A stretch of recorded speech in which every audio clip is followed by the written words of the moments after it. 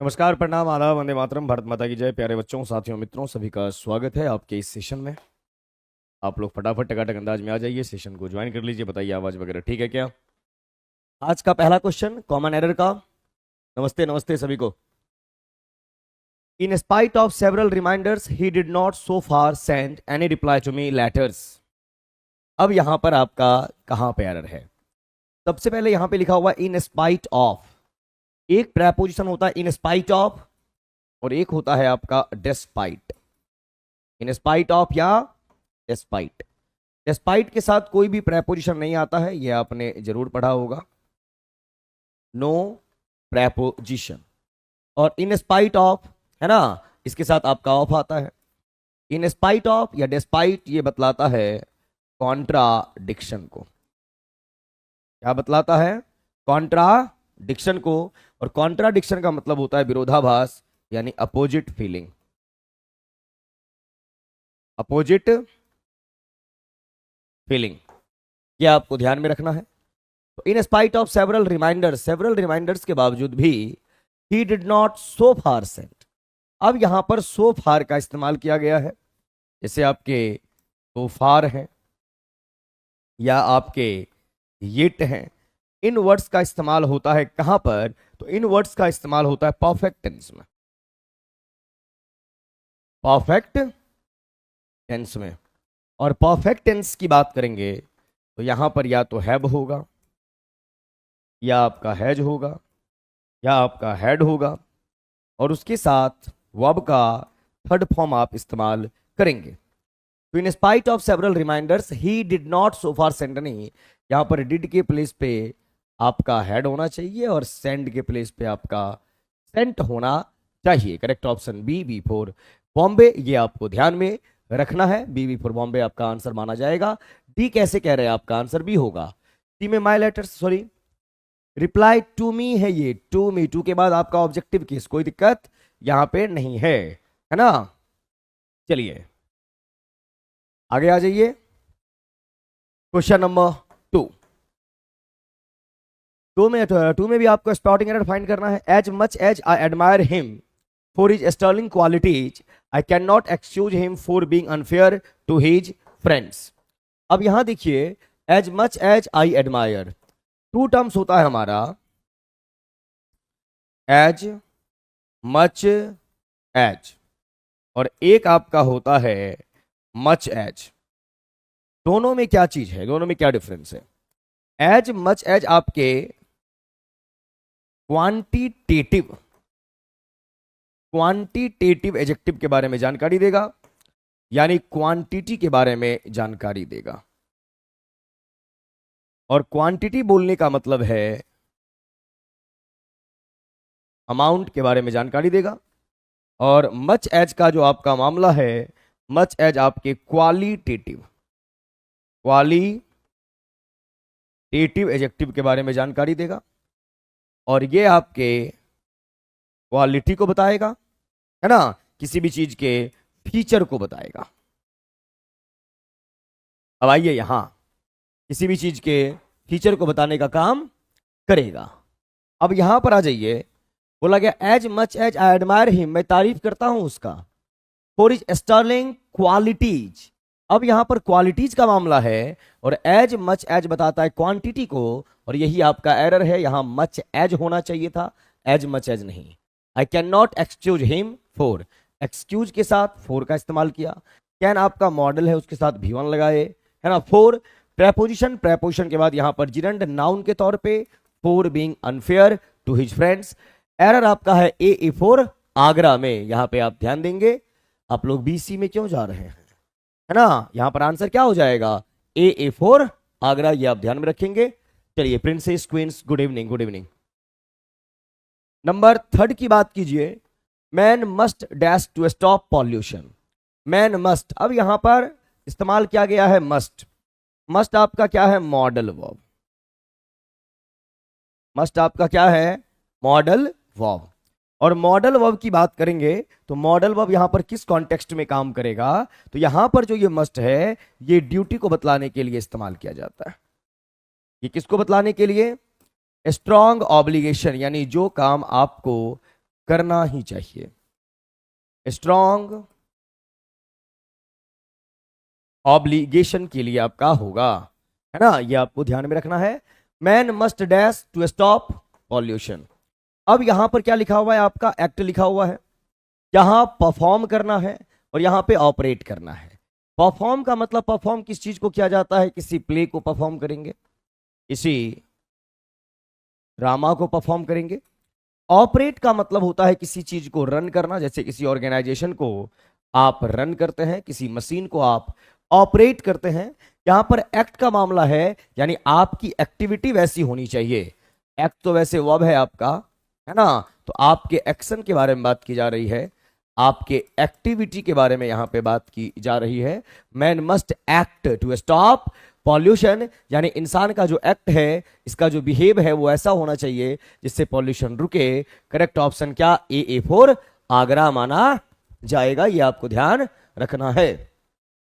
अस्सलाम वालेकुम सर, सलाम सर, क्या बोलते हैं, मैं भूल जाता हूँ यार, मुझे सिखाइए कोमलनाथ जी, इसका रिप्लाई मैं क्या करूं, सलाम वालेकुम क्या बोलूं। आइए number 4, he was sent to the prison for his dash. He was sent, अब यहां पर बोला गया वॉज सेंट का मामला है, तो is am are was verb के साथ वर्ब का थर्ड फॉर्म आता है, तो ये पैसिव वॉइस में जाएगा। He was sent to the prison for his dash. अब उसको प्रिजन बोला गया, जेल भेजा गया, किस चीज के लिए, फॉर हिज सीन, उसके पाप के लिए, फॉर हिज वाइस, उसके पाप के लिए, फॉर हिज क्राइम। अब देखिए सीन जो आपका होता है SIN सीन, सीन और ये वाइस, ये दोनों वर्ब, दोनों जो है वर्ड आपके, है ना, मतलब सीन का मतलब क्या, जो बुरे कर्म आपके हैं, जो मिसडीड है, मिसडीड जो बुरे कर्म है। लेकिन ये इस्तेमाल होता है रिलीजियस कॉन्टेक्स्ट में, ये आपका इस्तेमाल होता है रिलीजियस कॉन्टेक्स्ट में, रिलीजियस कॉन्टेक्स्ट में। और यहां पर अगर क्राइम की बात करेंगे, तो क्राइम आपका जो होगा, इसका सीधा साधा लेना देना है संवैधानिक रूप में, यानी constitution.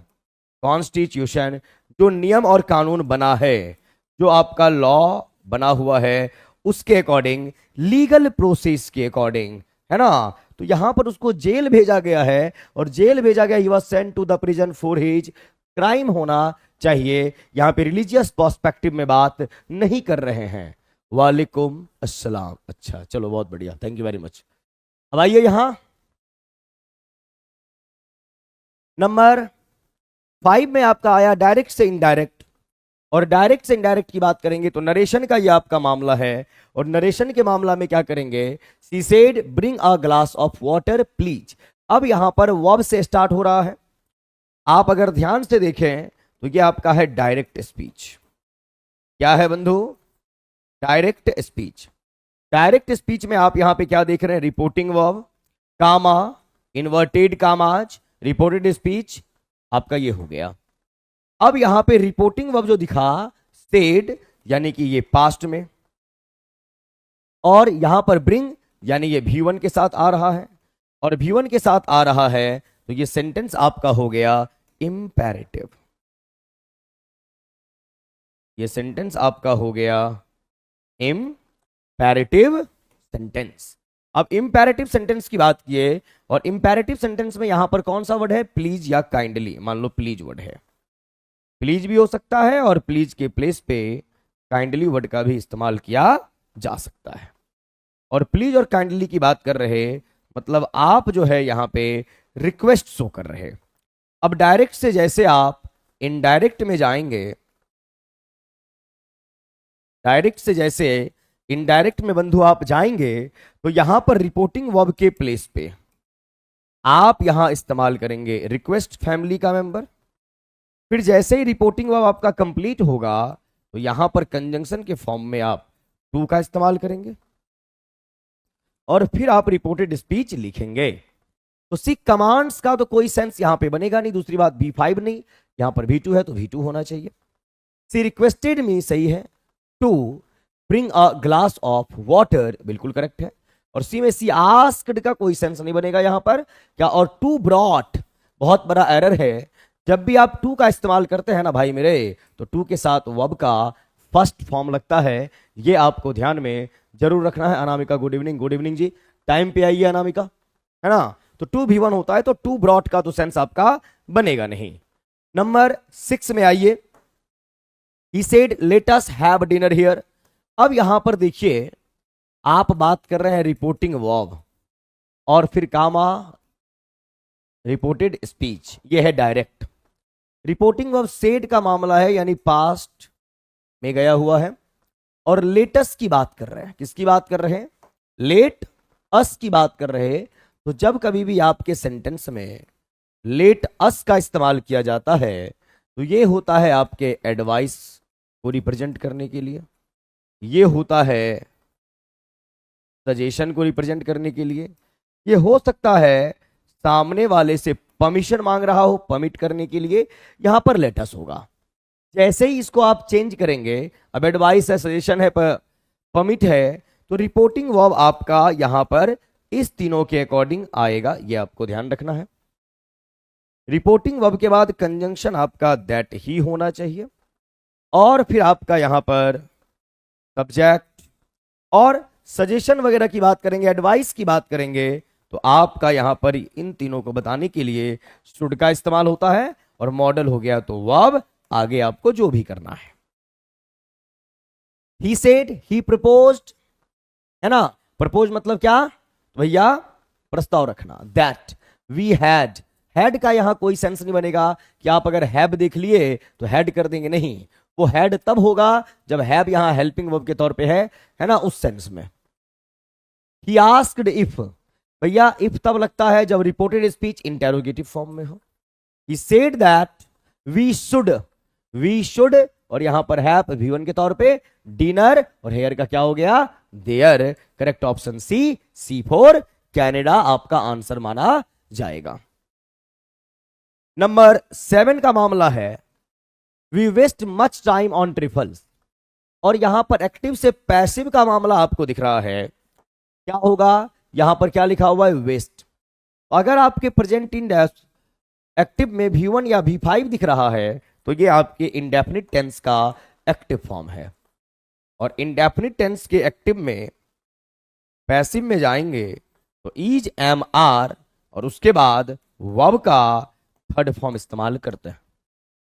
We waste much time on trifles, तो मच टाइम वॉज तो होगा नहीं, मच टाइम विल बी का कोई सेंस नहीं है। एक्टिव जिसमें है पैसिव उसी में होगा।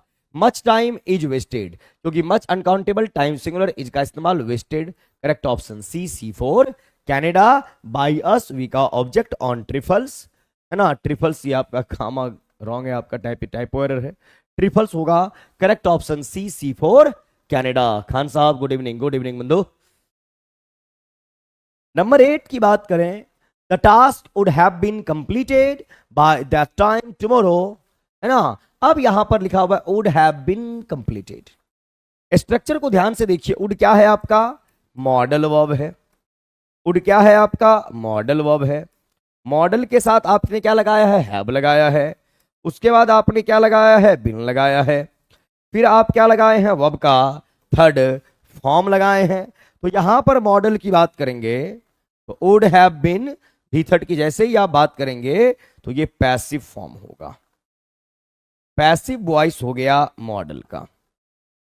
अब इसी के अगर एक्टिव की बात करेंगे तो एक्टिव में आपका मॉडल होगा,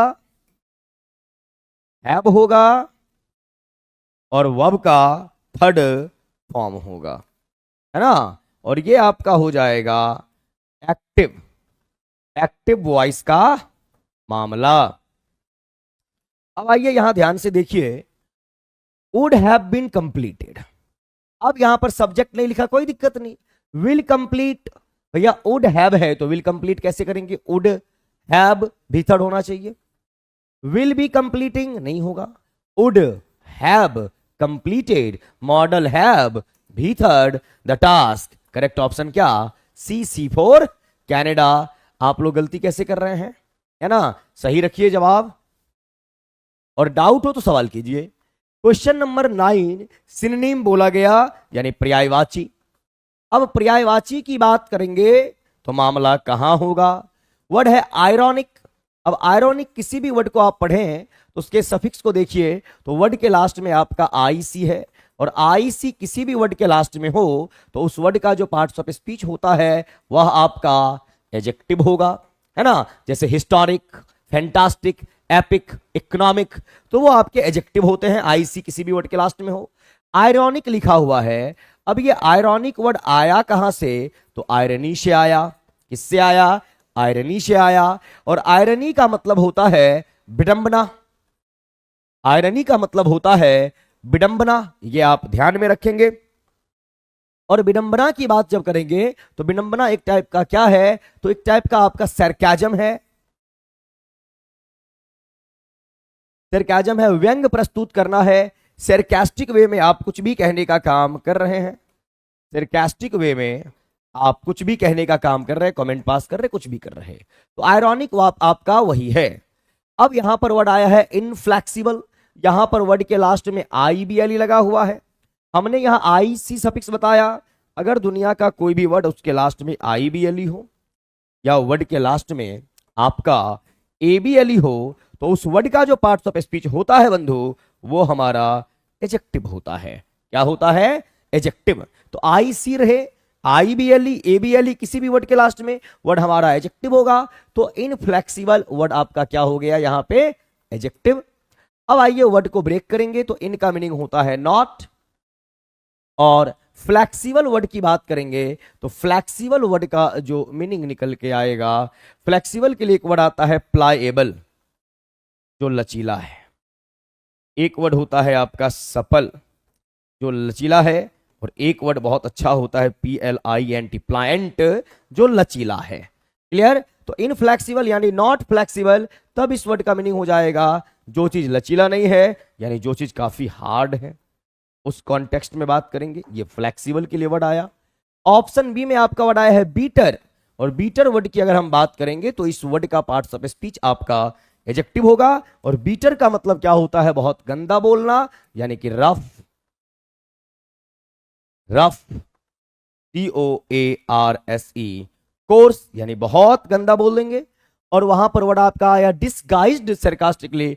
डिस्गाइज का मतलब क्या, तो डिस किसी भी वर्ड के पहले आए उसका मीनिंग होता है नॉट, और गाइज का मतलब होता है अपीयर होना। तो ऐसे आप बोल रहे हैं जैसे मान लो सामने वाले पे कमेंट तो आप कर रहे हैं लेकिन डायरेक्ट नहीं बोल रहे। और यहां पर लिखा हुआ है सरकास्टिक, यानी व्यंग प्रस्तुत करना, आयरनी बोलना। तो आयरॉनिक का सिनोनिम आपका जो है वह CC4 कनाडा होगा।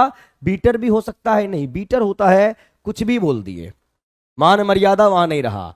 सरकाजम जब भी होगा तो एक मर्यादा के तहत बोलना होगा, कुछ भी नहीं बोल देंगे। और जितने बच्चे सेशन को देख रहे हैं उससे आधे लोग लाइक किए हैं, भैया गलत बात, टकाटक लाइक कीजिए ताकि हमें अच्छा लगे, है ना।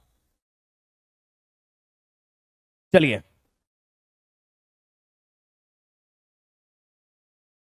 क्वेश्चन नंबर 10, टिमिड वर्ड आया है, टिमिड। इस वर्ड का भी जो पार्ट्स ऑफ स्पीच होगा वो आपका क्या होगा, एडजेक्टिव होगा। टिमिड से आपका नाउन बनता है टिमिडिटी, टिमिडिटी, टिमिड, है ना, टिमिड। इसी से आपका नाउन बनता है मीकनेस, यानी कि दब्बू, सबमिशिवनेस, सब मिशिवनेस, यानी दब्बू टाइप का इंसान जो होगा उसे आप बोलेंगे टिमिड। टिमिड का मतलब मीक, यानी सबमिशिव। और यहां पर आपका वर्ड आया है फास्ट, फास्ट का मतलब होगा क्विक, क्विक के लिए आपका वर्ड आएगा रैपिड, रैपिड के लिए आपका वर्ड आएगा स्विफ्ट, यानी कि फास्ट के सेंस में। स्लो का मतलब क्या होता है, स्लो हो जाना। स्लो का मतलब होता है बहुत ही लेथार्जी, लेथार्जी का मतलब होता है आलसी, यानी कि लेजी। और फिर यहां पे वर्ड आएगा लैसीट्यूड। कौन सा वर्ड, लैसीट्यूड, आलसी के सेंस में। साई वर्ड का मीनिंग क्या होता है, साई को बोलते हैं क्वा, यानी कि शर्मिला। और शर्मिला वो होता है जो नर्वस होता है, अंडर कॉन्फिडेंट होता है। तो टिमिड वर्ड के लिए सिनोनिम वर्ड कौन सा है? साई है। जो डरपोक टाइप का होगा वो साई किस्म का होगा, उस कॉन्टेक्स्ट में बात करेंगे तो C4 कनाडा आपका आंसर है।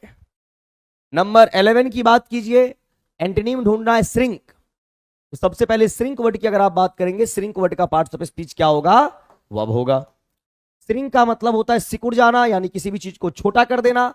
और जब छोटा करेंगे किसी भी चीज को तो इसके लिए बहुत अच्छा वर्ड आता है एवरेज। एवरेज यानी छोटा। इसी के लिए वर्ड आता है synopsis. Synopsis means what? Synopsis means आपका होगा समरी। समरी यानी कि छोटा करने के सेंस में आप बोलते हैं। ब्रीफ जिसको आप बोलेंगे, जिसको आप क्या बोलेंगे? ब्रीफ बोलेंगे। Contract, contract, contract. कॉन का मीनिंग क्या होता है? टुगेदर। और ट्रैक्ट का मीनिंग होता है पुल करना। ट्रैक्ट मीन्स क्या? पुल करना। तो कॉन्ट्रैक्ट वर्ड का मीनिंग होगा खींच के छोटा कर दो, यानी श्रिंक कर दिया, यानी कि शॉर्टन, है ना। ट्रैक्ट मीन्स होता है पुल करना। यही से वर्ड बनता है अट्रैक्ट, डिस्ट्रैक्ट, प्रोट्रैक्ट, रिट्रैक्ट, ट्रैक्टर, ढेर सारे वर्ड्स। स्पॉइल वर्ड आया है। स्पॉइल मीन्स क्या? तो स्पॉइल का मीनिंग होता है डैमेज। और राइम बनेगा यहां पर। एक वर्ड है आपका रैवेज और एक वर्ड है आपका सैवेज और एक वर्ड है आपका एनाइलेट। ये आप ध्यान रखेंगे। और एक्सपेंड वर्ड है। एक्सपेंड का मतलब होता है इनलार्ज, यानी बड़ा करना। इनलार्ज यानी कि बड़ा करना, एक्सपेंड करना, उसके एरिया को क्या कर देना? बढ़ा देना, है ना। या इसी को आप बोलेंगे एम्पलीफाई करना। ये बढ़ाने के सेंस में होता है। एग्रेंडाइज, AGGRANDIZE, एग्रेंडाइज, बढ़ाने के सेंस में आ जाएगा। अब आइए बंधु यहां पर, तो श्रिंक का मतलब होता है छोटा करना, और छोटे करने का एंटोनिम आपका क्या हो जाएगा? एक्सपेंड करना। Correct option C4 Canada. हर एक वर्ड यहां पे वर्ब के तौर पे काम कर रहा है, यानी फैलना के सेंस में। स्पॉइल का मीनिंग वेस्ट भी होता है, बिल्कुल होता है। आइए यहां, चलिए समझ में आ रहा है ना आप सभी को? और कोई नए बच्चे भी हैं आज जिनका पहला क्लास हो हमारे साथ इस YouTube प्लेटफॉर्म पे? बताएंगे जिनका पहला क्लास है, थोड़ा बता दीजिएगा। टाइम टेबल हर एक चीज हम आपको बता देंगे, कब कब क्लासेस चलती है यहाँ पे इंग्लिश की। आइए, वर्ड है आपका कॉमन। अगर कॉमन वर्ड के पार्ट्स ऑफ स्पीच की बात करेंगे, है ना, तो कॉमन अपने आप में एडजेक्टिव के तौर पे काम करता है। और इस कॉमन वर्ड से एक नाउन तैयार होता है कॉमनैलिटी। COMMANALITY, कॉमनैलिटी, ये आप ध्यान में रखेंगे। और कॉमन का मतलब होता है जनरल, यानी कि सामान्य। कॉमन मीन्स जनरल, यानी कि सामान्य। यानी बोल सकते हैं आप इजी टू फाइंड। अगर कोई भी चीज आपको आसानी से मिल जाए तो वो आपका हो जाता है ना। ये आपको ध्यान रखना है। आगे ये वर्ड आया है रेयर। रेयर का मतलब होता है दुर्लभ, यानी जो चीज आसानी से आपको ना मिले। और इसी रेयर वर्ड से आपका एडजेक्टिव तैयार होता है रेयरली। यहीं से वर्ड आपका तैयार होता है बेयरली। यहीं से आपका वर्ड आता है स्कैर्सली। और यहीं से आपका वर्ड आएगा हार्डली। और यहीं से आपका वर्ड आता है एक और है सेल्डम, है ना। तो ये सारे वर्ड आपके रेयर से ही निकल के आए हैं और ये नेगेटिव होते हैं। ये हमेशा आपको याद रखना है। ये नेगेटिव वर्ड्स हैं, एडवर्ब हैं। एडवर्ब ऑफ निगेशन बोलते हैं इसको। स्मॉल मीन्स क्या? छोटा। अब इसके लिए क्या क्या वर्ड इस्तेमाल करेंगे? एक वर्ड है टाइनी, एक वर्ड है प्यूनी, एक वर्ड है पिग्मी, एक वर्ड है आपका ड्वार्फ। ये आप ध्यान में रखेंगे। आगे है आपका पेटी। पेटी का मतलब होता है जो चीज छोटा है, यानी कि ट्रिफल। ट्रिफल यहां पे वर्ड आपका है ट्रिवियल, यहीं पे आप वर्ड इस्तेमाल करेंगे इनसिग्निफिकेंट, और यहीं पे आपका वर्ड होगा यूजलेस। तो करेक्ट जो है, आप अगर देखेंगे ध्यान से, तो कॉमन मतलब क्या, जो साधारण है, कहीं पे भी मिल जाएगा। रेयर का मतलब क्या होता है, दुर्लभ, तो ये आपका हो जाएगा antonym. Option A for Agra, ध्यान आपको रखना है। चलिए, बहुत बढ़िया, बहुत अच्छे। नेक्स्ट आइए 13, क्वेश्चन नंबर 13 में क्या है, वन वर्ड हैबिचुअली साइलेंट और टॉकिंग लिटल। यानी हैबिचुअली यानी उसकी हैबिट यह है कि वो हमेशा कैसा होता है, साइलेंट रहता है। टॉकिंग लिटल, लिटल का मतलब क्या, तो लिटल अपने नेगेटिव सेंस में आएगा, यानी बात करता है के बराबर। सर्वाइल वर्ड आया है, और सर्वाइल वर्ड में आप देखिए SER भी सर्व वर्ड लिखा हुआ है। इसी सर्व वर्ड से आपका क्या बनेगा, सर्विस, SERVIC, सर्विस। और सर्विस देने का जो भी काम करे उसे आप बोलते हैं सर्वेंट, यानी कि नौकर। तो सर्वाइल वर्ड का मीनिंग हो जाता है जो जिसका एटीट्यूड नौकर जैसा है, यानी जो दब्बू टाइप का होगा। इसी से आपका एक नाउन बन जाएगा सर्विलिटी। सर्वाइल वर्ड आपका एडजेक्टिव के तौर पे, सर्विलिटी के लास्ट में ITY, तो वर्ड आपका यहां पर नाउन हो गया, है ना। इसी को आप बोलते हैं मीक, जो दब्बू टाइप का इंसान होता है। टेसिटन का मतलब होता है बहुत कम बोलने वाला। रेटिसेंट, इसी के लिए वर्ड इस्तेमाल होता है लैकोनिक, इसी के लिए वर्ड इस्तेमाल होता है सक्सेंट, SUCCINT, जो इंसान बहुत कम बोले, है ना, उसे बोलेंगे आप। अनइक्विवोकल बहुत ही बेहतरीन वर्ड है। अब इसको समझिए, वर्ड को ब्रेक करता हूं। अन हो गया, इक्वी हो गया, और वोकल हो गया। सबसे पहले अन किसी वर्ड के पहले आता है, इसका मीनिंग क्या हो जाता है बंधु, नॉट। इक्वी मीन्स होगा आपका इक्वल, इक्वी मीन्स इक्वल। और वोकल की बात करेंगे तो यहां से आपका निकला वर्ड VOC, और इसी वर्ड से आपका बनता है वॉइस, यानी कि आवाज। और आवाज क्या, जो आप बोलेंगे क्या, वर्ड। और यहीं से आपका VOC वर्ड से आपका वर्ड बनता है वोकैबुलरी, यानी शब्द को ही हम बोलने का काम करते हैं। शब्द किसी ना किसी भाषा का होगा। अब यहां पर है अनइक्विवोकल, अब लिख देते हैं इक्विवोकल। अब इक्विवोकल की बात करेंगे तो इक्वी का मीनिंग इक्वल, वोकल का मीनिंग बोलना, है ना, और वोकल का मीनिंग क्या करना। तो कुल मिला के शब्दों को क्या करते हैं, हम बोलते हैं। अब इक्विवोकल यानी इक्वल स्पीकिंग। अब इक्वल स्पीकिंग का क्या मतलब, जैसे मान लीजिए 5 चीजें आपके सामने रख दी गई और आपको बोला गया डिफरेंशिएट कीजिए, कौन सा बढ़िया कौन सा नहीं, या ग्रेड दीजिए, किसको A+, किसको A, किसको B, किसको C। आप बोल रहे ये भी बढ़िया, ये भी अच्छा, ये भी बढ़िया, ये भी अच्छा। सामने वाले को पता ही नहीं चल रहा कि आप किसको कितना ग्रेड देने का काम कर रहे हैं, किसको कितना तवज्जो देने का काम कर रहे हैं। तो आप यहां पर इक्वल वे में आप बोलने का काम कर रहे हैं, तो जो सामने वाला इंसान है वह आपसे होगा डिफरेंशिएट नहीं कर पा रहे चीजों को। तो इक्विवोकल का मतलब होता है जब एक जैसा ही आप बोलेंगे। और ये एटीट्यूड होता है डिप्लोमेट में। डिप्लोमेट जो होता है, डिप्लोमेसी जिसके अंदर होती है कि डायरेक्ट आपका दिल नहीं दुखाना है, आपकी बात को भी रख लिया, इसकी बात को भी रख लिया, इधर वाले की बात को भी मान लिए, है ना। मतलब आप सभी को कंफ्यूज कर दिए कि आप किसके साइड में हैं। तो इक्विवोकल वर्ड का मीनिंग होता है कंफ्यूज करना या कंफ्यूजन। अनइक्विवोकल का मतलब एक जैसी बात आप नहीं कर रहे, जो जैसा है उसको आप वैसा ही कह रहे, पॉजिटिव को पॉजिटिव कह रहे, नेगेटिव को नेगेटिव कह रहे।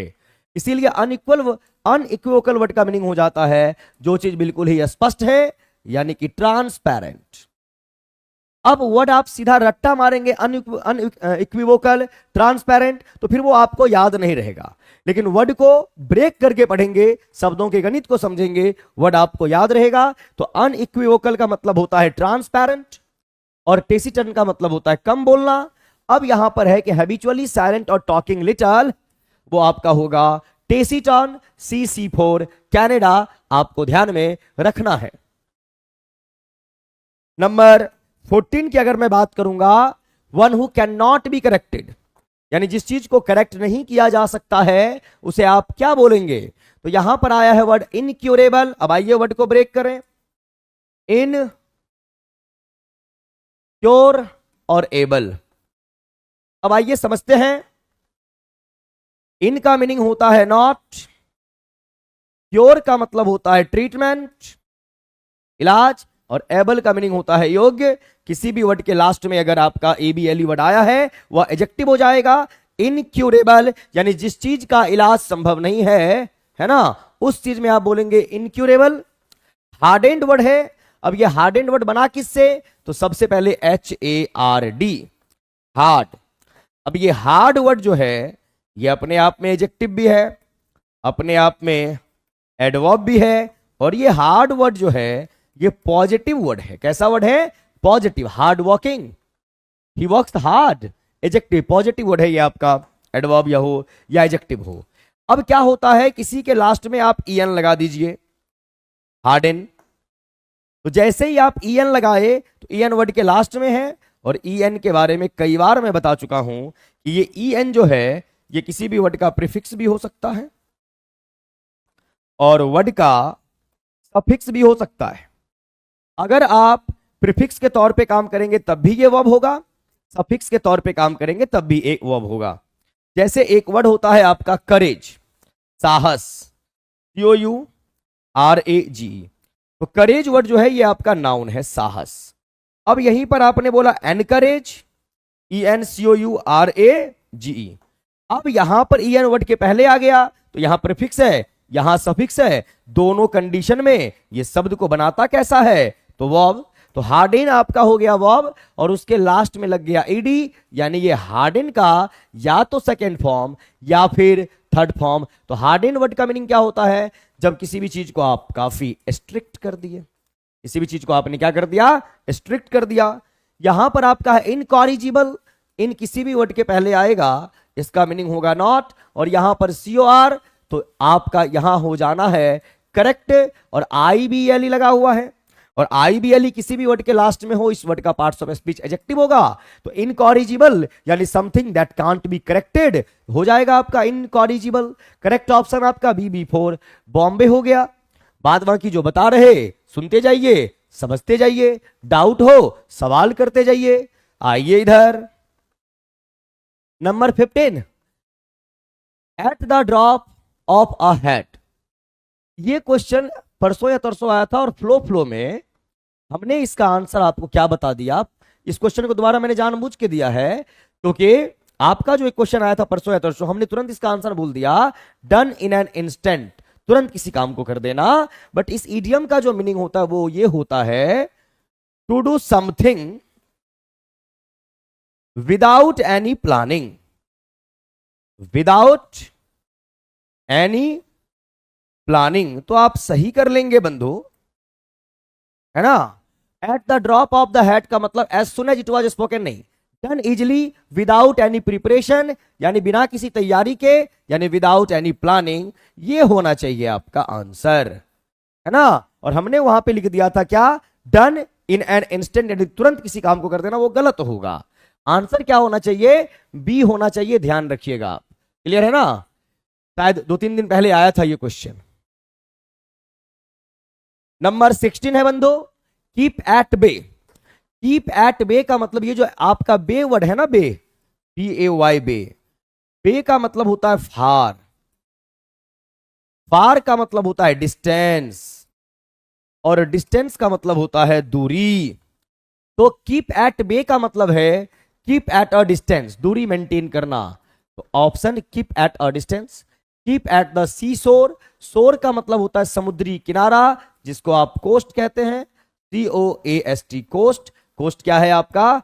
नाउन है। और यहीं पे AL लग जाएगा, कोस्टल एरिया, कोस्टल एरिया समुद्री तट हो जाएगा वो, ये ध्यान रखना है। और कीप इन माइंड यानी दिमाग में रखना, करेक्ट ऑप्शन ए है। Select the correctly spelled word, abbreviate, abbreviate, abbreviate, ABBREVIAT, है ना, एब्रीविएट ABBREVIAT, एब्रीविएट ये हो जाएगा। और एब्रीविएट,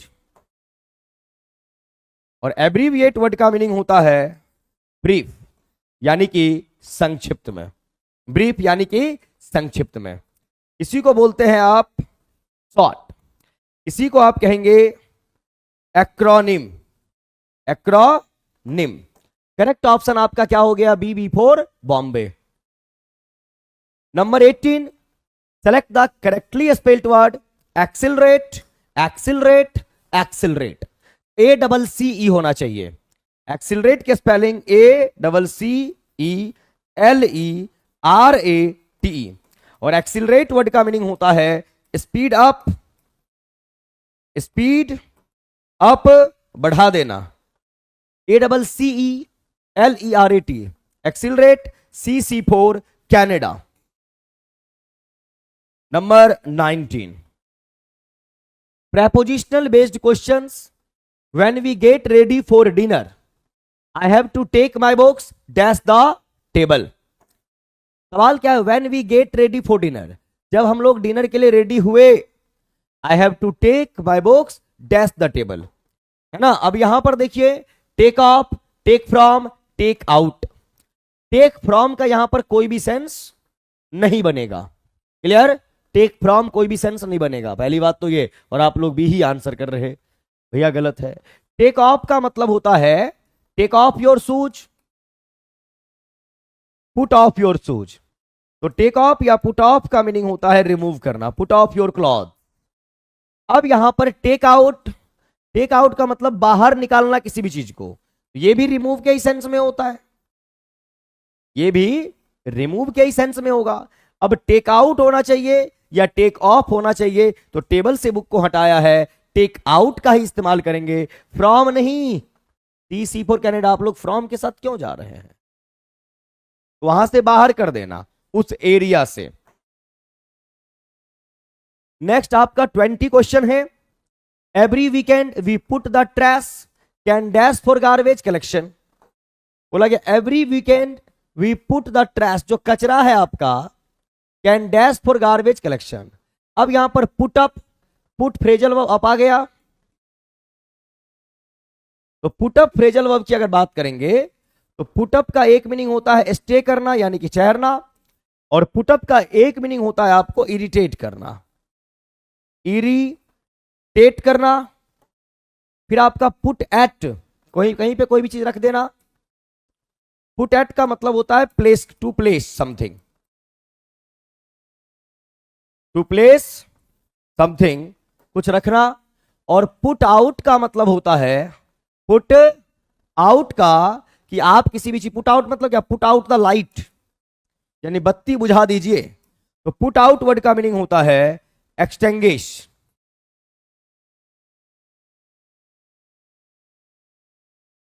एक्सटिंग्विश यानी बुझा देना। अब आइए यहां, every weekend we put the trash can at for garbage. Garbage collection में रखते हैं ना, तो पुट एट वही होता है प्लेस करना किसी भी चीज को। बी, सी कैसे है? ऐसी गलती क्यों कर रहे हैं भाई? सी क्यों होगा? सब किए हैं। चलिए, सी कैसे कर दिया आप लोगों ने? क्या सोच के सी किया है? बोलो।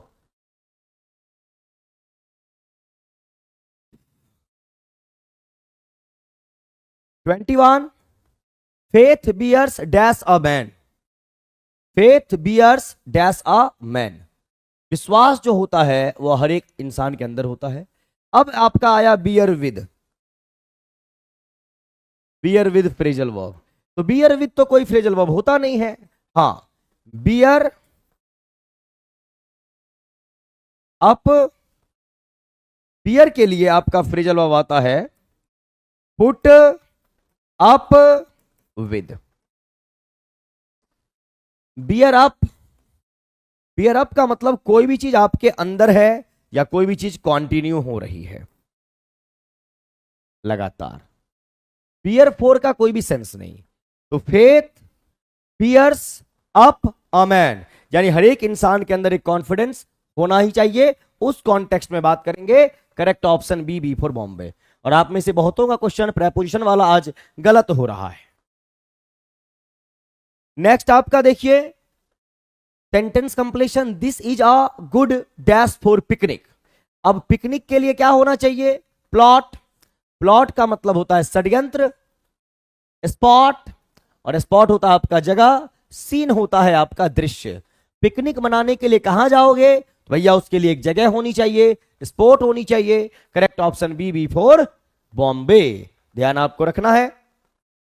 कंप्लीटिंग स्टेटमेंट बोला गया, you are thinking very highly about Ravi but he is not so means. You are thinking very highly about Ravi, आप रवि के बारे में बहुत ज्यादा ही सोच रहे हैं, बट लेकिन ही इज नॉट सो, लेकिन वो उतना नहीं। इसका क्या मतलब होगा? Ravi is as good as you think about him. Ravi is as good as you think about him. Ravi उतना ही बढ़िया है जितना तुम सोच रहे हो उसके बारे में। You have a good opinion about Ravi but he is not as good as you think. आपका ओपिनियन बढ़िया है रवि के लिए, लेकिन वो उतना बढ़िया नहीं है जितना आप सोच रहे हैं। Your view about Ravi is philosophical. आपका जो व्यू है रवि के लिए फिलोसॉफिकल है। कीप इट अप, इस चीज को मेंटेन कीजिए। करेक्ट ऑप्शन होगा B, you are thinking very highly about Ravi. लेकिन यहां पर बता दिया बट, और बट है आपका एडवर्सेटिव कंजंक्शन, अपोजिट फीलिंग की बात करेगा, कॉन्ट्राडिक्शन को बताएगा। तो यहां पर मामला होना चाहिए, you have a good opinion about Ravi but he is not as good as you think. Sentence का मामला है। सेंटेंस इंप्रूवमेंट क्या होगा? तो during his long disclosure he did not touch that point. During his long disclosure, है ना। Disclosure क्या होता है आइए समझाते हैं। जैसे आपका एक वर्ड हुआ क्लोज, तो यहीं से आपका वर्ड बन गया क्लोजर। एक वर्ड हुआ आपका एक्सपोज, तो यहीं से आपका वर्ड बन गया एक्सपोजर। एक वर्ड हुआ आपका डिपार्ट, यहीं से आपका वर्ड बना डिपार्चर। तो ये आपके हैं वर्ब और ये आपके हैं नाउन। तो क्लोजर, एक्सपोजर, डिपार्चर ये नाउन और ये आपका verb. During is long disclosure, है ना। अब डिस्क्लोज किया, तो डिस्क्लोज का मतलब क्या होता है? रिवील करना।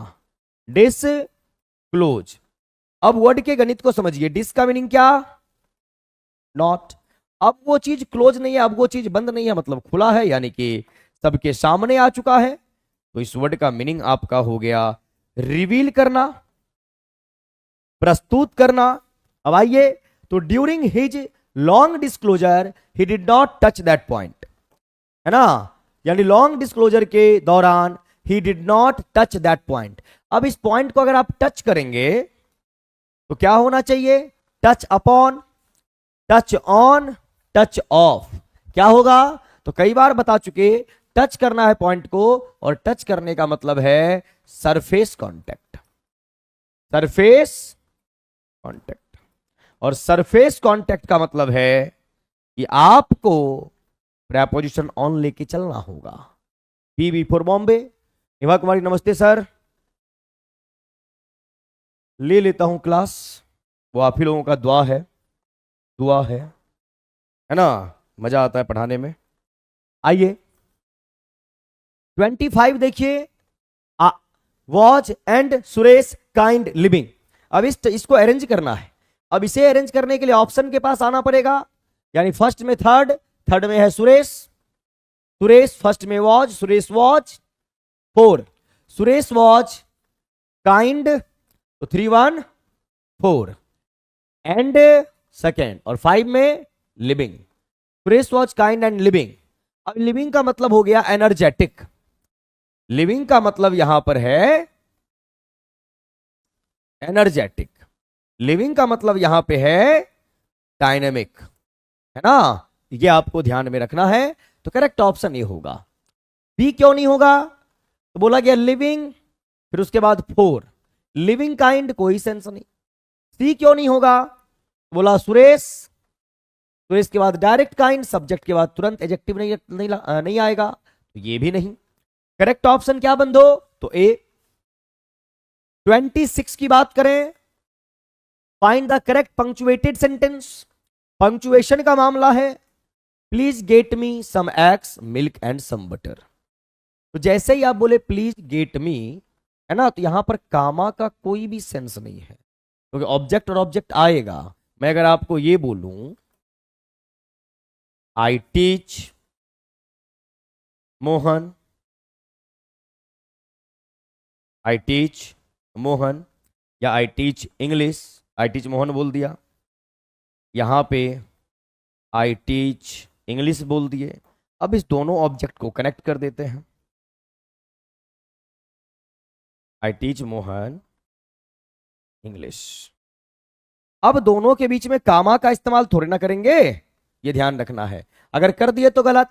तो please get me some eggs milk some butter, ऐसा हो सकता है, please get me some eggs milk and butter.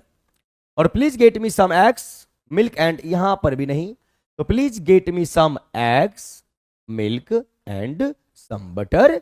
Correct option B for Bombay. ध्यान आपको रखना है। सी कैसे कर रहे हैं आप लोग? बी होगा ना। पंक्चुएशंस में आप लोग गलती कर जाते हैं, लगता है एक क्लास पंक्चुएशन का मुझे रखना पड़ेगा। पंक्चुएशन का क्लास किनको किनको चाहिए? हाथ उठाइए, मतलब बताइए कमेंट में, है ना, किनको किनको चाहिए पंक्चुएशन का class. Poetic device, how do you see through the things I do hint, ये क्या है? How do you see through the thing I do hint, तो यहां पर आया सी, यहां पर आया थिंग ई, यहां पर आया हिंट। तो बताइए क्या है? ये आपका डिक्शन है। एजोनेंस में क्या होता है? तो एजोनेंस की बात अगर करेंगे तो यहां पर सिमिलर वॉबल साउंड रिपीट होगा, सिमिलर वॉबल साउंड क्या होगा? रिपीट होगा। और सिमिलर वॉबल साउंड जो आपका रिपीट होगा, उस वॉबल साउंड का प्लेसमेंट कहां होगा? तो in the middle of a word, in the middle of a word. क्या होना चाहिए? चलिए यहां पे आ जाइए। How do you see through the thing I do hint, E जा रहा है आपका। अब इसको आप क्या बोलने का काम करेंगे? ठीक है, मैं लास्ट में पूछूंगा किसको क्या चाहिए, बता देंगे, पहले इसका जवाब दीजिए। यहां पर किसके बारे में बात करेंगे आप? राइमिंग है, राइमिंग तो कहीं नहीं दिख रहा। डिक्शन का मतलब होता है कुछ कहना बोलना, और एजोनेंस में वॉबल साउंड रिपीट करता है, और वॉबल साउंड रिपीट करेगा तो यहां होना क्या चाहिए? तो यहां पर सी है, हिंग है, हिंट है, ई सब जगह आ रहा है, यानी रिपीटेड फॉर्म में आपका ये है। आप यहां पे जैसे यहीं पर देखेंगे डू यू, तो ये क्या है? सिमिलर वॉबल साउंड रिपीट कर रहा सी। I don't like dash cricket, मुझे क्रिकेट नहीं पसंद। A cricket, an cricket, the cricket, कोई भी आर्टिकल नहीं होगा। I don't like cricket, cricket के पहले किसी भी टाइप का कोई आर्टिकल नहीं होना चाहिए, है ना। आया sir I teach Mohan English, ना समझ। अरे भैया दो ऑब्जेक्ट होता है ना, जैसे मैं लिखता इसी को, I teach English to Mohan, I teach Mohan English, I teach Mohan क्या पढ़ाता हूँ? इंग्लिश पढ़ाता हूँ, है ना। हम इन जनरल बोलते नहीं है ऐसा सेंटेंस, इसलिए हमें अजीबो गरीब लगता है। ठीक है, क्या नाम है? Aditya Chandan ji. 29, where dash you born? I dash born in India. आप कहां पैदा लिए? मैं तो इंडिया में लिया। वेयर आर नहीं, आर बॉर्न का मतलब पैदा होता है डेली क्या? वेयर वर यू बॉर्न, और आई वर नहीं लगेगा।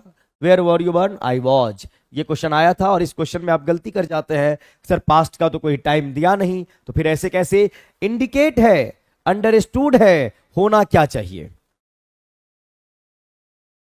30, डीवा मतलब opera.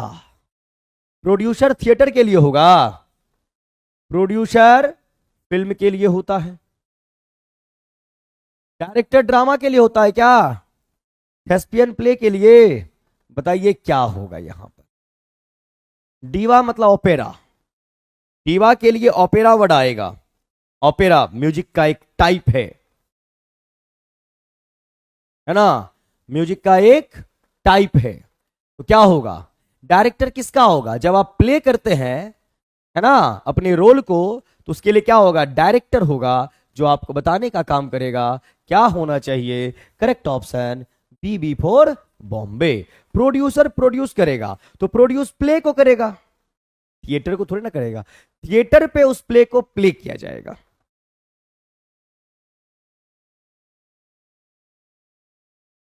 Question on English literature, the literary form of commerce is, commerce जो आपके लिखे हैं कौन, बताइए मेरे को फटाफट, कॉमर्स के राइटर कौन।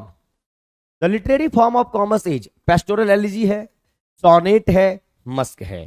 पेस्टोरल एलिजी का मतलब क्या होता है, सबसे पहले अगर आप एलिजी की बात करेंगे, तो एलिजी आपका होता है सैड पोयम, एलिजी आपका होता है मॉर्नफुल पोयम। एलिजी को डर्ज भी बोला जाता है, DIRG। इसको डायर्ज नहीं पढ़ेंगे, इसको डज पढ़ा जाता है, डर्ज, डर्ज है ना। ये आपका एलिजी है, ये आपका एलिजी है। फिर और पेस्टोरल वर्ड का मतलब हो जाता है सोशल या स्पिरिचुअल, सोशल या स्पिरिचुअल। किसी के डेथ से सोसाइटी को क्या फर्क पड़े क्या नहीं, हर एक चीज वो पेस्टोरल एलिजी कहलाएगा। मस्क क्या होता है, तो मस्क जो है ये आपके ड्रामा का प्ले का एक टाइप हो गया, एक टाइप का ड्रामा या प्ले हो गया। ये जब थिएटर पे प्ले किया जाता है, इसको जब आप थिएटर या फिर स्टेज पे क्या करेंगे, परफॉर्म करेंगे या फिर प्ले करेंगे, परफॉर्म या प्ले करेंगे, तो फिर मामला क्या होगा, तो फिर मामला क्या होगा कि ये इंटरटेनिंग पर्पस से होगा। ये किस चीज के लिए होगा,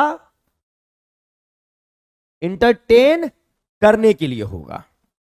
और अगर सोनेट की बात करेंगे, किसकी बात करेंगे, सोनेट, तो सोनेट होता है 14 लाइन पोयम, 14 लाइन पोयम। अब ये जो कॉमर्स है ये क्या है, तो कॉमर्स एक टाइप का मस्क है जो लिखने का काम किए जॉन मिल्टन, जॉन मिल्टन। और जॉन मिल्टन आपके रेनेसां पीरियड में, कैरोलिन एज में, प्यूरिटन एज में मिलते हैं, और ये 1608 में पैदा हुए, 1674 में इनकी डेथ होती है, जॉन मिल्टन की। क्लियर। नींद उड़ा देती है घर की जिम्मेदारियां, वरना रात को जागने वाला हर कोई आशिक। वाह वाह वाह वाह, क्या खान साहब क्या बोले हैं, लाजवाब, जबरदस्त, बेहतरीन, जिंदाबाद, है ना। मतलब शेरो शायरी भी करते हैं आप लोग, करना चाहिए, शेर शायरी कीजिए, नाचिए, गाइए। मुजरा उजरा करते हैं कि नहीं आप लोग, चलिए बताइए, थोड़ा आराम भी मिल जाएगा मेरे को। आप में से कितने लोग मुजरा करते हैं? लौंडा डांस कितने लोग, यूपी वाले भैया, बोलो बोलो। देखिए मुजरा उजरा करना चाहिए आदमी को, वैसा काम कीजिए जो आपसे एक्सपेक्ट ही ना किया गया हो। जैसे मेरा भी कभी कभी मन उन करता है कि जीन्स टी शर्ट वगैरह में तो डेली आते हैं, कभी साड़ी पहन कर आ जाएं, है ना, कभी पल्लू इधर लें, कभी पल्लू को इधर लें, फिर आपको पढ़ाएं, है ना, लिपस्टिक वगैरह लगा के आए। अच्छा आप इमेजिन कीजिए, हम साड़ी पहन के आए, लिपस्टिक वगैरह लगा के आए, लाइनर लगा के आए, फिर आपके सामने ऐसे ऐसे करके आपको पढ़ाएंगे, आपको कैसा लगेगा, है? बोलिए, आप लोग ऐसा चाहते हैं साड़ी उड़ी पहन के आए या फ्रॉक पहन के? विग भी लगाना है, वेरी गुड, बहुत बहुत धन्यवाद आपका, शुक्रिया जी।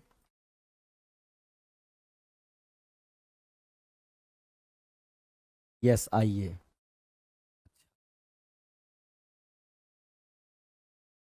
प्लाजो, बिल्कुल। रे भक्चोनहर साहब इधर ध्यान दो, आप लोग हमारा जेंडर चेंज कराने पे आ गए हैं, गलत बात है। आइए यहां 32, Lycidas was written in the memory of. Lycidas जो है ये क्या है? तो ये एक एलिजी है।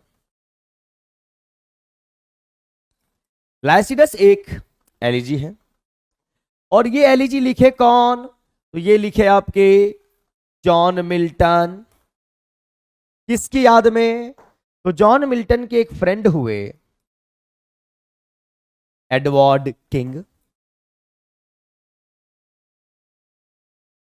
एडवर्ड किंग है ना।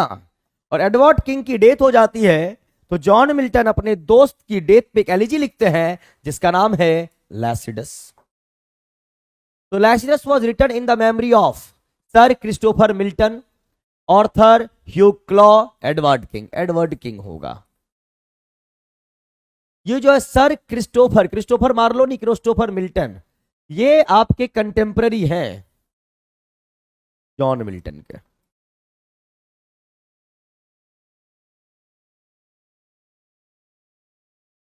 आर्थर ह्यू क्लॉ, इनके डेथ पे एक एलिजी लिखा गया और उस एलिजी का नाम है थायरिसिस। थायरिसिस। और ये एलिजी लिखे कौन? Matthew, Matthew Arnold. और मैथ्यू अर्नोल्ड विक्टोरियन एज के राइटर हैं। मैथ्यू अर्नोल्ड विक्टोरियन एज के राइटर हैं। विक्टोरियन एज जो आपका है 1837, 1901, और ये थायरिसिस आपका एलिजी है, ये पब्लिश होता है 1864 में और इनकी डेथ होती है 1861 में, है ना। ये आपको ध्यान में जरूर रखना है। अब आइए यहां एडवर्ड किंग में लिखा गया था लाइसिडस जॉन मिल्टन के द्वारा और ऑर्थर ह्यूज क्लॉक के डेथ पे मैथ्यू अर्नोल्ड लिखे थायरिसिस। ये आपको ध्यान में रखना है। सर क्रिस्टोफर मिल्टन जो है ये आपके लिए नया नाम हो सकता है, ये कंटेम्पररी है किसके? जॉन मिल्टन के। गूगल पे सर्च करिए, पढ़िए और देखिए क्या है। आइए यहां हम मस्त भी हैं और हम जबरदस्त भी हैं, ठीक है गुंजन जी? आइए। Paradise regained was the walk of, कल ही बताए थे पैराडाइज लॉस्ट कल आया था, आज पैराडाइज रिगेन्ड की बात कर रहे हैं। एक बार फिर से बात कर देते हैं। पैराडाइज रिगेन्ड जो आपके हैं ये 1671 में पब्लिश होता है। इसको लिखने का काम जॉन मिल्टन करते हैं। पैराडाइज रिगेन्ड में 4 बुक्स हैं और यहीं पे अगर हम आपसे बात करें और आपसे हम पूछना चाहें कि पैराडाइज लॉस्ट में कितने बुक हैं, तो पैराडाइज लॉस्ट को 2 टाइम्स पब्लिश किया गया, फर्स्ट एंड सेकेंड। अगर फर्स्ट की बात करेंगे तो 1667 कल भी बताए थे और 1674 सेकेंड टाइम। फर्स्ट में आपके 10 बुक्स हैं, सेकेंड में आपके 12 बुक्स हैं। क्लियर है मामला? अब यहां पे अगर आप बात करें फर्स्ट और सेकेंड, सेकेंड बुक जो है इसके सोर्स के बारे में कल ही बताए थे और एक पोयम है एनीड, AENEID, और एनीड जो पोयम है इसके राइटर हैं वर्जिल। इसके राइटर हैं वर्जिल, ये आपको ध्यान में रखना है। तो paradise regained was the work of, किसका वर्क है? जॉन मिल्टन का वर्क है। विलियम शेक्सपियर नहीं, विलियम पीट, विलियम पीट भी एक राइटर हुए, विलियम पीट। और ये नाम आपके लिए नया है। शेक्सपियर साहब आप कई बार सुने हैं, जॉन मिल्टन कई बार सुने। डिस्कशन में कोई भी नया नाम मिले उनके बारे में जरूर आपको गूगल से, विकिपीडिया से पढ़ना चाहिए, अपने नोटबुक में नोट डाउन करना चाहिए, क्योंकि हो सकता है डेली आपको लिटरेचर, आप डेली प्रैक्टिस कर रहे हैं, प्रैक्टिस करते करते आपको बहुत क्वेश्चन आपको याद हो जाएगा, लेकिन कुछ कुछ चीज आपको नए मिलेंगे जिसको पुराना करना है। पुराना कैसे करोगे? उसे लिख के, उसे पढ़ के। क्लियर है ना? ये ध्यान रहे। चलिए भैया, पैराडाइज लॉस्ट कंसिस्ट ऑफ, अभी जस्ट पढ़ाया कितने बुक्स हैं। अब देखिए ध्यान से, पैराडाइज लॉस्ट कंसिस्ट ऑफ 12 भी है सेकंड में, 10 भी है फर्स्ट में। अब यहां पर ना फर्स्ट का जिक्र किया है ना सेकंड का जिक्र किया है। आप किसके साथ जाएंगे? 12 या 10 के साथ? तो दोनों है, यहां पे दोनों के साथ जाना है। Correct option D, D for Delhi. फिर भी एक प्रॉब्लम हो जाता है कई बार, आपने तो दे दिया डी आंसर, बात भी सही है, लेकिन कमीशन किसको सही मानता है? तो कई बार इस टाइप के क्वेश्चंस पे चैलेंज भी किया जाता है। फिर भी अगर कमीशन एक्सेप्ट ना करे तो मामला गड़बड़ हो जाता है, नुकसान हमें ही सहना पड़ता है। लेकिन बात दोनों सही है, 10 भी और 12 भी। 35 की अगर बात करेंगे, मिल्टन सैमसन एगोनिस्टिस, ये क्या है? मिल्टन साहब का सैमसन एगोनिस्टिस जो है ये क्या है? ये किस टाइप का वर्क है बताइए?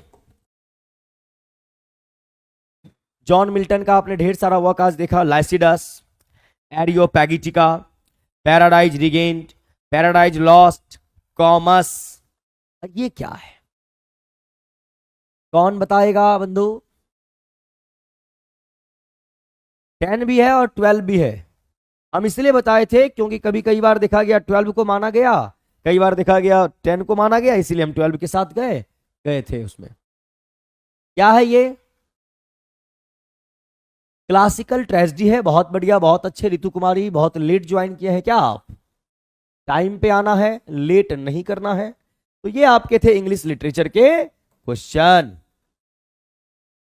अब आइए यहां पर कॉम्प्रिहेंशन पैसेज की बात कर लेते हैं।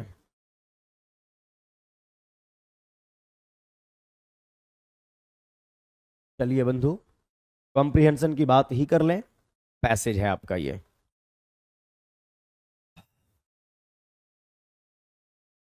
चलो बहुत बढ़िया। आइए यहां पर क्या लिखा हुआ है, read the given passage and answer the question. बोला it is to progress in the human science that we must look to undo the evils which have resulted from a knowledge of physical world hastily and superficially acquired by population unconscious of the changes in themselves that the new knowledge has imperative। अब यहां पर ध्यान से देखिए, ये आपका क्या है? इंपैरेटिव है, यहां से लिखा गया है ना। एक सेंटेंस है ये पूरा का पूरा, यहां से लेके यहां तक एक सेंटेंस, अब इसको समझना पड़ेगा। इट इज टू प्रोग्रेस, उन्नति करने के लिए, इन द ह्यूमन साइंस, अगर ह्यूमन साइंस की बात करें, दैट वी मस्ट, तो हमें क्या करना ही चाहिए? Look to undo the evils, जो भी हमारी बुराई है उसको हमें कंसीडर करना चाहिए, उस पर हमें ध्यान देनी चाहिए। Which have resulted from a knowledge of physical world, ये जो फिजिकल वर्ल्ड है, ये जो सांसारिक दुनिया है ना, यहाँ पे हम जो भी करते हैं, जो भी हमारा इविल है, जो भी हमारे मिस्टेक्स हैं, हमें याद रखना चाहिए। हेस्टिली एंड सुपरफिशियली, हेस्टिली का मतलब जल्दी जल्दी प्राप्त करने के चक्कर में, है ना, जल्दी मिल जाए, और सुपरफिशियली सतही तौर पे हैं, हमारे अंदर वो गहराई नहीं है। एक्वायर्ड बाय पॉपुलेशन अनकॉन्शियस, और किसी भी चीज को प्राप्त करने के लिए हम बिल्कुल बेहोश हो चुके हैं, यानी हमें हमारा सब कुछ हो जाए, हम इतने बेहोश हैं, सामने वाले को नुकसान लगे तो लगे लेकिन सब हमारा हो जाए। तो वही बोला, unconscious of the changes in themselves that the new knowledge has imperative, इसलिए नया ज्ञान जो है वो आपके लिए जरूरी है। The road to a happier world, अब वो रास्ता जो खुशी की ओर आपको ले जाए, happier world than any known in the past lies open before us। atavistic destructive, atavistic का मतलब होता है जिस चीज की प्लानिंग नहीं है। destructive passion can be kept in leash while the necessary adaptations are made। वही डिस्ट्रक्टिव पैशन है, नुकसान हो रहा है, लेकिन अपने भलाई के लिए इतना सेल्फिश आप हो चुके हैं। ये सब बातें की गई। एडेप्टेशन का मतलब होता है किसी भी चीज के अनुकूल होना। Are made. Fears are inevitable. डर सबको है ना, सबके अंदर डर है, पता नहीं क्या होगा, TRE 4 नहीं होगा तो क्या होगा, तो ये डर in time. But hopes are equally rational. लेकिन वहीं पे उम्मीद रखना भी लॉजिकल बात है। And far more likely to bear good fruit. और जब आप उम्मीद रखेंगे, पॉजिटिव होके काम करेंगे, तो उसका फल भी आपको अच्छा ही मिलेगा। We must learn. हमें सीखना चाहिए to think rather less of the dangers to be avoided than of that good that will lie within our grasp. Grasp का मीनिंग होता है किसी भी चीज को आप कितना पकड़ के रख सकते हैं। If we can believe in it and let it dominate our thoughts. यानी हमें यह सीखना चाहिए कि कैसे हमें रहना है, हमारी सोच। नहीं, पहले पैसेज को पढ़ाएंगे फिर क्वेश्चन दिखाएंगे ब्रदर, इस बात का ध्यान रखिए, है ना। तो हमें सोचने की प्रवृत्ति हम में होनी चाहिए। हम चीजों को सोच पाए, रीजनिंग दे पाए, वाई का जवाब दे पाए, यानी हमारी थिंकिंग एबिलिटी बहुत ज्यादा हो, है ना। ये बोला गया we must learn to think. हमें ये सीखना चाहिए कि हम सोचे कैसे। Rather less of the dangers to be avoided than of that that the good that will lie within our grasp. कि हमारे पकड़ में क्या क्या है। इफ वी कैन बिलीव, अगर हम बिलीव कर सकते हैं इन इट, इस चीज में, let it dominate our thoughts, तो हम अपने थॉट को कंट्रोल कर सकते हैं। और हमारा थॉट हमें डोमिनेट नहीं करेगा, हम उसको डोमिनेट करेंगे। यानी मन हमें नहीं चलाएगा, हम मन को चलाएंगे। Science whatever unpleasant consequences it may have by the way is in its very nature liberator, a liberator of bondage to physical nature. Physique जो है आपका, जो ये दुनिया है जिसके आप बॉन्डेज, इसमें बंधे हुए हैं आप। And in time to come a liberator from the weight of destructive passion.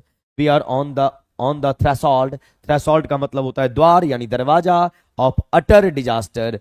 अटर मतलब बोलना, डिजास्टर मीन्स आपदा। और अनप्रेसिडेंटली ग्लोरियस अचीवमेंट, यानी वो चीज आपको मिलेगा जिसकी आप उम्मीद भी नहीं कर सकते हैं, अगर सोचने की आप में एबिलिटी हो जाए। No previous age has been fraught with problems. ऐसा कोई एज नहीं रहा है ना, जिसमें प्रॉब्लम वगैरह ना हो। आगे बोला गया, ये क्या लिख दिया है, problems so momentous and is to notice that we must look to far for a happy future. यानी आपको खुश कैसे रहना है, वो तरीका ढूंढना है, ये यहां बोला गया है।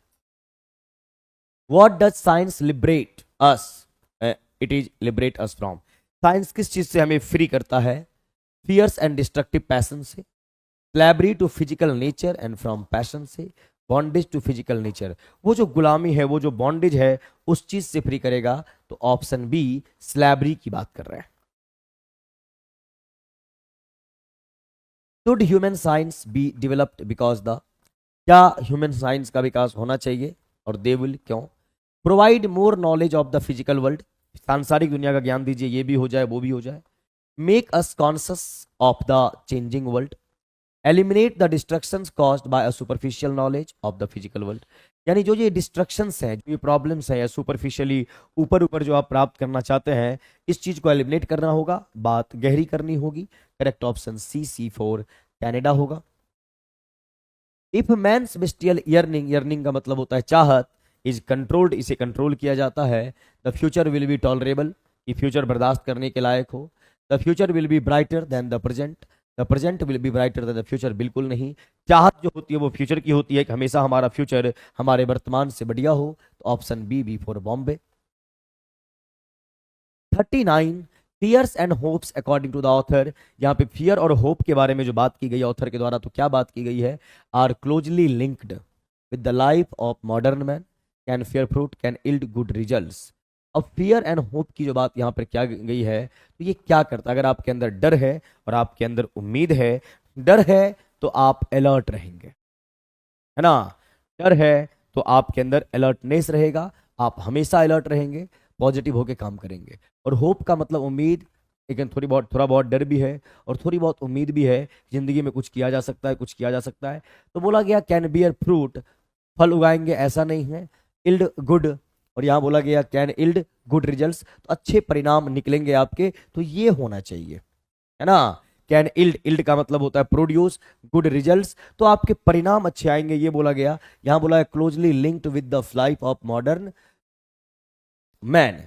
तो फियर और डर आप में क्यों होना चाहिए, ताकि आप अच्छे रिजल्ट्स निकाल सके। तो फियर किस सेंस में, है ना, फियर किस कॉन्टेक्स्ट में, डर होता है तो आप अलर्ट होते हैं, है ना। जब आप कॉन्शियस होके गाड़ी ड्राइव करते हैं तो एक्सीडेंट कम होता है, और वही डर आपका समाप्त हो जाए, जैसे तैसे आप ड्राइव करेंगे तो एक्सीडेंट होने की संभावना ज्यादा होती है। और उसी डर के दौरान आपके अंदर उम्मीद भी है, जैसे डर है TRE 4 होगा नहीं होगा, लेकिन एक उम्मीद है मेहनत करेंगे तो होगा।